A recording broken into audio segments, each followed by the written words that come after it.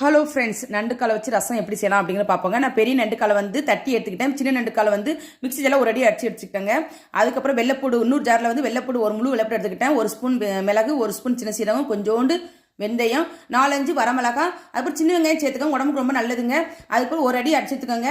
தண்ணி ஊற்றாம அடிச்சு வச்சுக்கோங்க. அதுக்கு ஒரு புளிக்கரைசல் நெல்லிக்காய் சைஸில் வச்சு அதையும் கரைச்சி வச்சுக்கோங்க. ஒரு வானல்ல கடுகு, வெந்தயம், 4-5 வரமிளகா, அப்புறம் நம்ம வந்து மிளகுலாம் தட்டி வச்சுருந்தோம் அதையும் உள்ளே போட்டுக்கோங்க. 2-3 கருவேப்பிலை போட்டுக்கோங்க. அதுக்கப்புறம் நண்டுக்கலை நம்ம தட்டி வச்சுருந்தோம் அதையும் உள்ளே போட்டு நல்லா பச்சை வடை கிளறுங்க.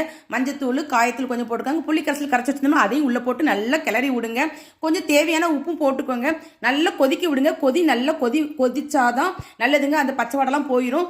இது வந்து சூப் மாதிரி நீங்கள் எடுத்துக்கலாம், ரசம் மாதிரி எடுத்துக்கலாங்க. நான் என் பிள்ளைங்களுக்கு ரொம்ப சளியாக இருந்துச்சு, அப்போ கொஞ்சம் நண்டு வாங்கிட்டு வாங்க அப்படின்னு சரி அப்படின்னு வாங்கிட்டு வந்தாங்க. என் பிள்ளைங்களுக்கு அது கொஞ்சம் நல்லா இருந்துச்சுங்க. குடிக்கும்போது நீங்களும் உங்கள் குழந்தைங்களுக்கு இது வீட்டில் செஞ்சு பாருங்கள். எப்படி இருக்குன்னு பார்த்து இந்த வீடியோ எப்படி இருக்குன்னு பார்த்து கமெண்ட் பாக்ஸில் கமெண்ட் பண்ணுங்கள். இந்த வீடியோ பிடிச்சிருந்தா லைக் பண்ணுங்கள், ஷேர் பண்ணுங்கள், சப்ஸ்கிரைப் பண்ணுங்கள். பாய் ஃப்ரெண்ட்ஸ், நெக்ஸ்ட் வீடியோவில்